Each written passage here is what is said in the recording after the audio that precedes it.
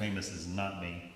Yeah, don't all run away. So first disclosure, I have no, you can go ahead and go to the next slide. I have no financial interest in what I'm talking about.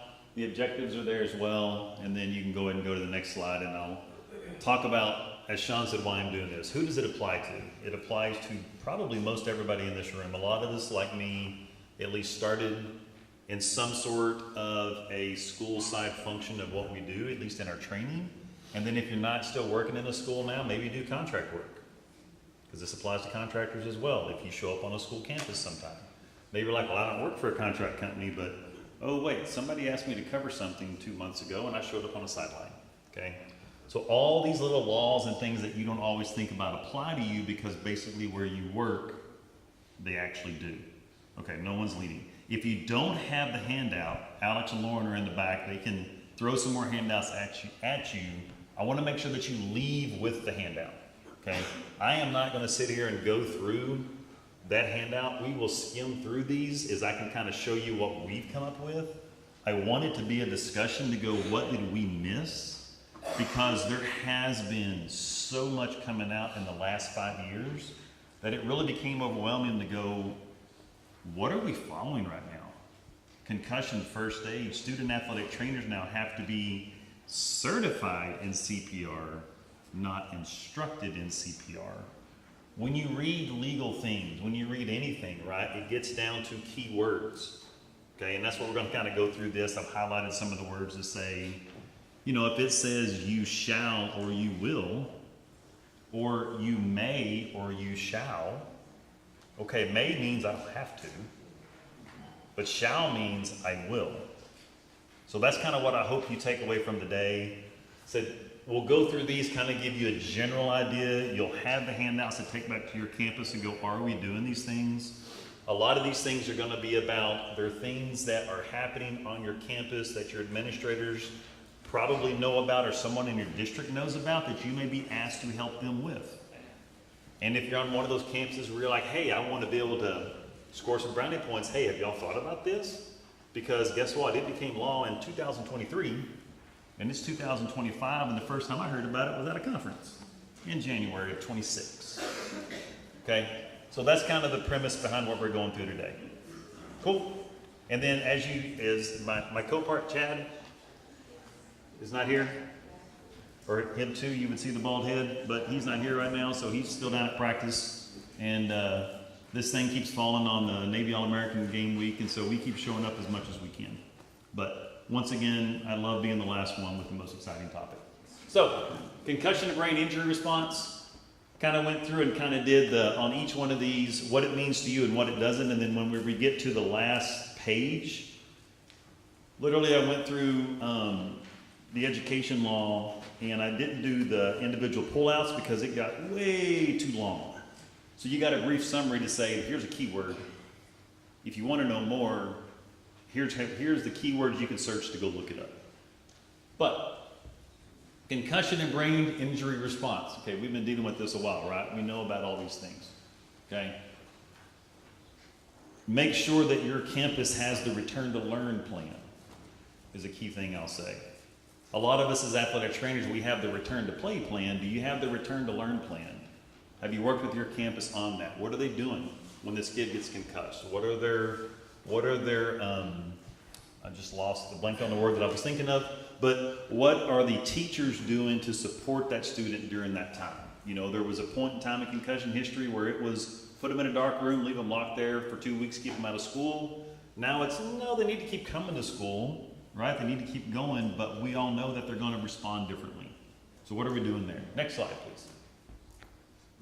Cardiac emergency response. You may know the Landon Payton Act. May remember what happened there. It was not a good situation. Certification requirements expanded out.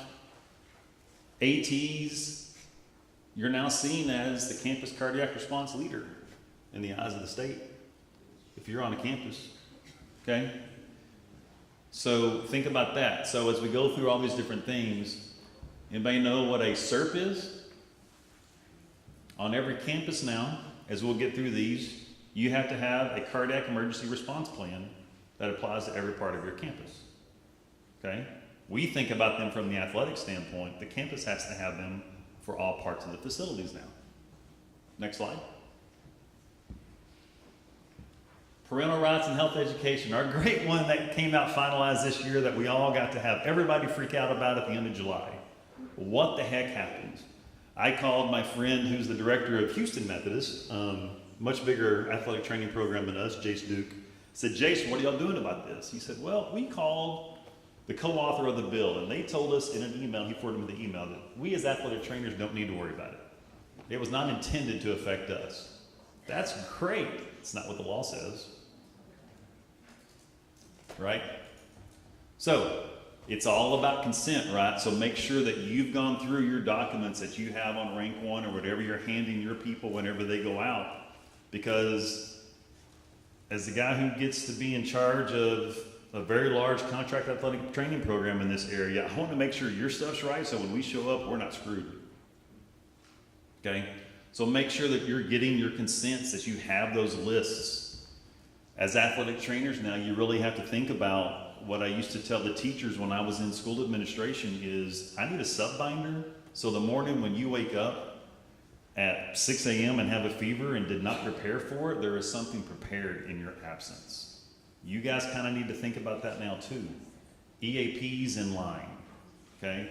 What are we doing when I'm not there when the contractor shows up? Okay, I'll speak about this from my stance on there.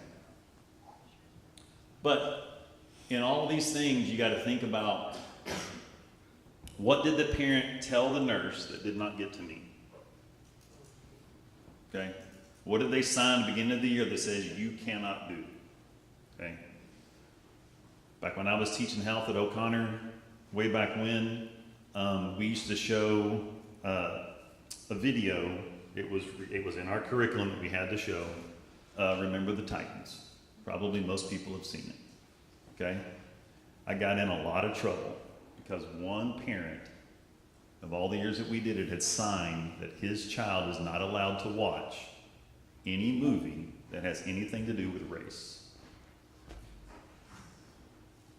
Once again, didn't get down to me. I was a health department chair. I didn't know that. Okay? So on this side, when it comes to you, what did that one parent say that you can't do? Next slide. Women's Privacy Act. Okay? This is the one that just got enacted. Things to think about this that maybe you haven't, when we were kind of workshopping this the other day. Heroes in Blossom Stadium. Student athletic trainers, a lot of you have female student athletic trainers. That is a male locker room. There is a window from that training room into the locker room. Violates the act.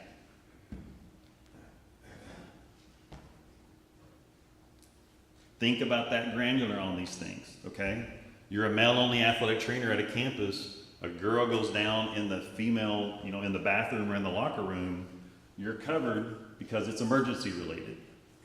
I still recommend taking a female in there with you, but as long as somebody's cleared the bathroom, you can go in. That's emergency related. That's when you're covered is emergency related, not non-emergency related. What kids do I have coming in and out of my athletic training room? Where is it located? If you look back when we built Warren High School, we had a male and a female athletic training room that are on the front side of the locker rooms. Okay, how does the district classify those? Well, there's a door in between them. Can we keep the door locked? Well, yes. Okay, perfect. Now I'm okay having a male and a female locker room in there, or a male and a female in the, a female in the male athletic training room side or vice versa, as long as that door does not have access. But if that door is accessible, unlocked, is that access? It probably depends on which attorney you have and how they argue it. Okay? But that's, the more we've kind of read and thought about this one, you've got to think down to that level now. It goes back to birth sex, and they cannot be in the opposite sex facility. Okay? That's the one that just took effect. So think about in your athletic facilities when you travel, and it really impacts a lot of the smaller schools. How are we going to do that? Okay? Isn't this great, fun, scary stuff? Next one, please. Okay? This is just a key thing that I found in the reading, which was interesting.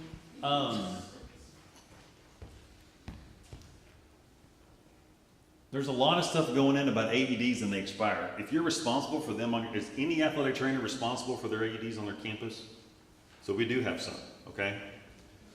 There's a couple of the laws, and there will be another one here in a minute as well. But actually now, new state law that passed this year too is every time the fire marshal shows up, or any time that they come to inspect your fire extinguishers, they have to inspect your AEDs as well. They're supposed to be tagging on the same time that they tag your fire extinguishers. That passed as well. So obviously going back to the young man in Houston that died because there was like 6 AEDs on campus that didn't have a working battery or pads, that's what all this is related back to. Okay, next slide.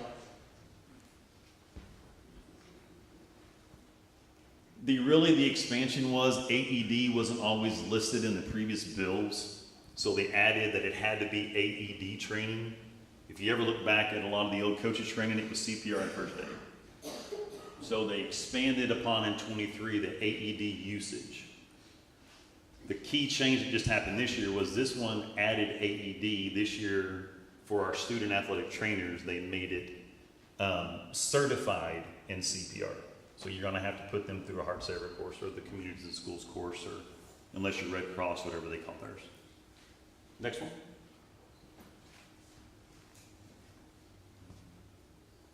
All your key takeaways are in there as well. Y'all can read that. We'll go ahead and go on to the next one because I'm going to talk to you about it at the end.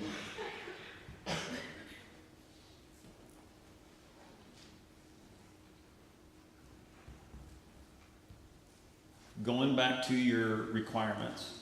Be sure you take the time to go read on your EAPs, practice your EAPs, talk to your principals, talk to your campus leaders. Make that plan for, once again, circling us back around what we do. The people in this room use contract athletic trainers now more than we used to use, okay? I know that because we now have 176 contract athletic trainers, and I still tell you guys no. Often that we can't cover something. We try not to. That's a lot of people asking for help. And so that means that you're not there. So when we show up, has everything been done? Remember, as an athletic trainer, as anybody, you're always protected by Good Samaritan when you go to help somebody, okay? But make sure that you're just following through these, and that's why you have the handout. Next slide. EAPs. Heat illness, we've been pretty great on. The EAPs, the thing to remember is you're supposed to be practicing them with your coaches. Okay? We have them, but are you practicing them? And you are supposed to be practicing them with your campus. The interesting part on one of these, go ahead and go to the next one. We'll get too intimate. OSHA DHS, the mandatory reporting. This is every time you renew your license, you have to take the sex trafficking, everything else. Remember, as an athletic trainer, you are a mandatory reporter. If a student says something to you or anybody else that you have concern for their safety, you are required by law to report that. Do not forget that, okay? Next one. Okay, FERPA and HIPAA, a lot of people get confused on that. Technically, a high school student is going to be covered by both because they're going to have FERPA coverage with the school records that you keep, and they're going to have HIPAA coverage on the physician side that you're talking to. Okay, so you don't want to cross those. Remember, on your FERPA and HIPAA, things that we do all the time that we should not is, hey doc, what do you think about this? And they text you a picture of the kid's x-ray and it has their name on it. Ooh, I cringe every time. I love pictures of x-rays. But my gosh, that is a HIPAA violation through and through, and we do it all day long every day. Everybody does it. It's not right. Okay, protect your information. You all have portals and electronic records, and those have the ability to share things with your docs and everything. Go through your right things. Protect the information of those that you're serving to keep yourself out of trouble. Okay? This was the one I found interesting, the travel on and off campus for medical coverage. Okay?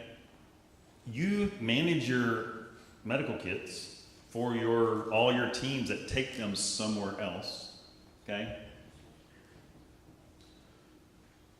But do you really have the emergency protocols listed in there as well for that coach to use? Like, hey, when you're on campus, this is how you manage an EpiPen. This is how you do all this. Are those written in there?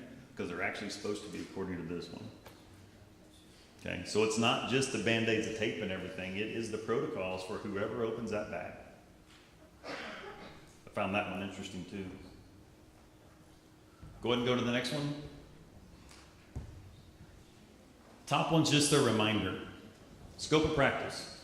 Scope of practice as a licensed athletic trainer, I classify you as a physician extender, is how I like saying it, because technically our license only works if we have a doctor that signs our orders. Everybody in this room that is a licensed athletic trainer in the state of Texas should have an individual standing order signed by a supervising physician that you keep as yourself. You have them signed for your campus, right? Your campus probably has one. At least I think they do, right? I've been here 20 years. I hope they do. The contract company you work for, the hospital system you work for, the PT clinic, whatever, do they have standing orders signed by a physician telling you what you can and cannot do? But if you really dive in to what our code says, you as the individual have to have it signed. Because the district one will be for the district coverage you do, but what if you go step off campus? The contract will be for the contract work that you do, but what if you step outside of us? As a licensed professional, your license is only valid if you have that signed document. If you don't have it, talk to your doc, go get it signed. Okay? That's the easiest way to do that. A student athletic trainer. We can use them, but they are not supposed to cross their roles that would put us or them in danger. So are they doing skills, are they performing tasks that for us requires a license in athletic training? I can show them the eval, I can let them practice the eval, but they can't do the eval. Okay? Hey, just send me a contractor, my student staff should be there, they're great, they'll take care of everything. Okay, they can take care of some stuff, but they cannot perform an act that requires a license to practice athletic training. Okay? Just a reminder that we stay in our roles, we keep our kids in their roles, because man, there's some kids out there that are great and they're amazing and they're gung-ho and they make amazing athletic trainers as they grow up. But we've also got to keep them in their lane when they're in high school, right? Or in college. Next one. And then we get into all these. I tried to list the numbers so you could reference them easy. There's a lot going on in all these that when you really dig into the education code, for the private school people in here or the charter school people, I don't know any charters that are actually hiring their own full-time, but I know privates are and I know publics are. Everything applies to public. Then you have to read it to see if it applies to charter, because most do if it applies to public, but not all.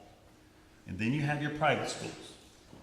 The old rule of thumb in the private school is you're a private school, you're not state funded, therefore no state laws apply to you. That is false as can be when you read through this. There are plenty of laws in this Texas Education Code that specifically say this applies to public, charter, and private schools.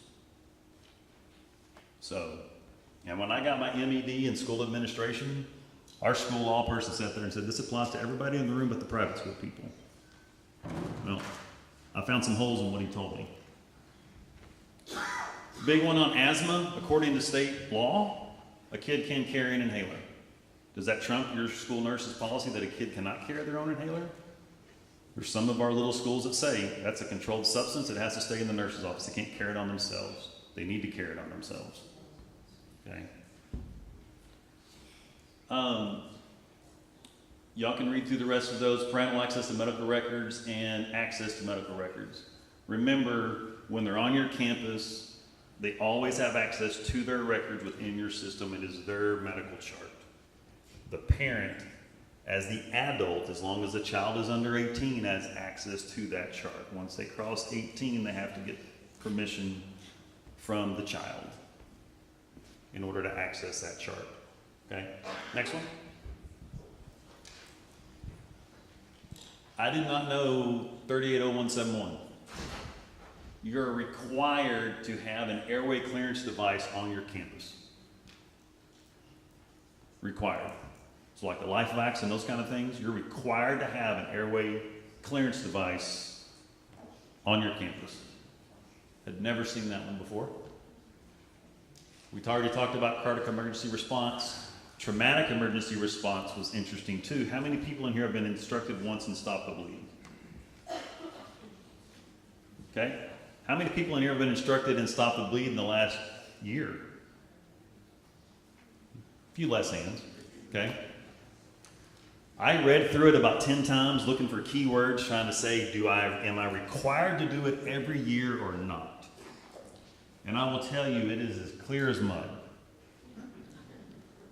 I mean, there are words that in there that go, that attorney would interpret that as you need to be trained every year. Your campus needs to be doing stop the bleed training every year. And there are words in there and you're like, well, maybe it's once. It is not clear.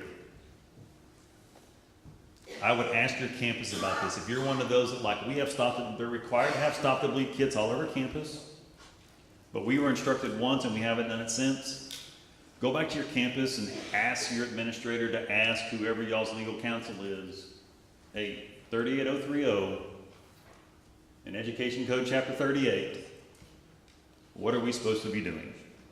What is that board? What is that attorney? Whatever you're working for, what is their interpretation of this?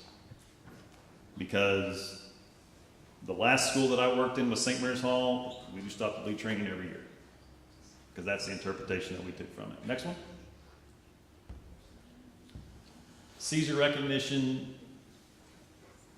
Yeah, concussion one. D1, buddy, went into effect this year. Doesn't affect you except you're the most knowledgeable person on campus about concussions. Your school, as of 2025, is mandated to have a return to play and return to learn for your non-athletes. They are required to have it effective this year. So if a kid has a concussion while on school property, they have to have a plan in place. And my guess is they're going to ask you to help them come up with that plan. Okay. The other big one I get asked a lot is on concussions. Can my chiropractor sign my release note? Man, how often we get that one. There was a new PT that opened up a shop over here. And he's right on Austin Highway, and I got sent a note one time from the school, it was signed, so-and-so was released by Dr. so-and-so. And they were like, who is this guy? I mean, Dr. Magoni, man. I got on Google and I got on Instagram, and I'm trying to understand who this guy is. And the funny part, he ended up being a student that rotated at our PT clinic. He is a doctor of physical therapy. He cannot sign that release note. He released that kid to go play at this 6A school because this kid had gone through concussion return to play protocol. Okay? There's who can sign a note. Licensed healthcare professional means an advanced practice nurse. This is on your oversight team. That was a different one. But you have to be a physician, a PA, so MD, PA, NP, DO, that's who can sign one. Okay? Cannot be Chiro. It's not their training. The other interesting part is if they're on your oversight committee, okay?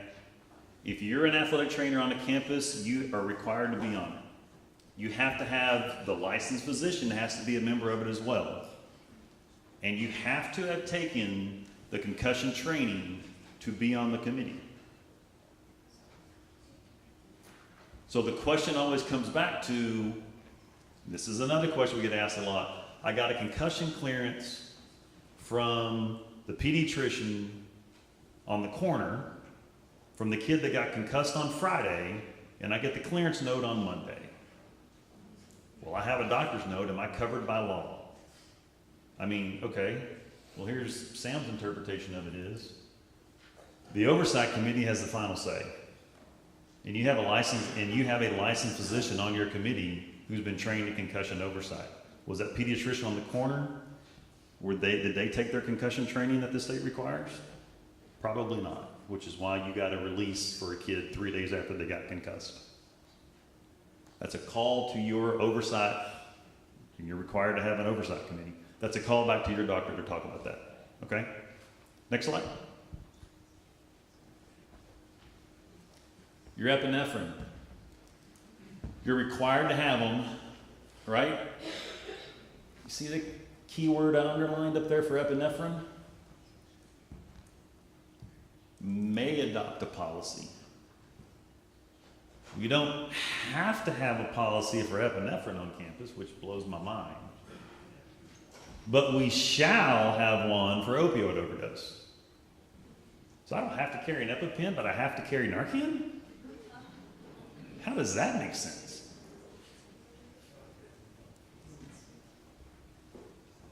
Once again, I'm not an attorney, but it is interesting in the word choice on those two. Okay. Anybody that needs Narcan, let me know. I've got 320 doses at the office. I went down and picked up a bunch from the Narcan distribution center, so I am ready to make sure all of you have one. We'll just stop by Metro and I will give you Narcan doses because your campus shall have a plan to implement Narcan. But you may need epinephrine. Next one. Or is that the last one? That's it? Okay. So the biggest thing that I'd say after reading all this, and the consistent theme that I kept seeing in everything I was reading was, an athletic trainer, yes, our name's not always the best in the recognition in the medical world, but more and more of the writing shows that they are recognizing our profession as being a medical leader in the state. And so it's the more and more recognition, the more and more places that we are showing up means that people are beginning to trust and listen to us more, and that's because of the job that you do every day. And for that, we are appreciative. Okay. That was a general overview. Have y'all heard of any others that everybody in the room should probably hear? Or any comments back about any of that?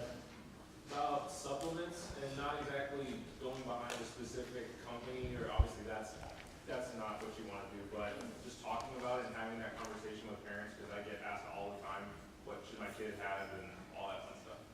So the ones that I found on supplements were really based around you can't sell them. Was pretty much what it said, and that was the only statute about it, and that went back to the old creatine time. It's funny, it was actually in our area that kind of led to that. There were some athletic trainers in our area that were selling it at school to kids, making a lot of money too. That kind of got some people in trouble there, and so as the athletic trainer or the medical professional, you cannot sell a supplement. I would recommend, because of that, you don't recommend a supplement often, right? Because it all goes back to what Dr. Magoni said earlier. Most supplements are not regulated by the FDA. If it's a non-regulated thing and you recommend it as a medical professional, which is why he said he won't recommend peptides, is there enough research into it? So that's always the stance I say is, that's a great conversation for you and your doctor. And that kind of keeps you most protected. Anybody else? Sam, I have a question. Yep. For asthma action plans on it, it says self-carry or not to self-carry. If physicians say that they're not allowed to self-carry, how do we get around them being able to be access to their? I would ask that parent or you call the physician back and remind them that by state law, they are allowed and supposed to self-carry. And the reason why this, who was there? Who was at O'Connor the year that I left? Who went to O'Connor in 05? I'm calling patient placement. Who has a vehicle? Whoever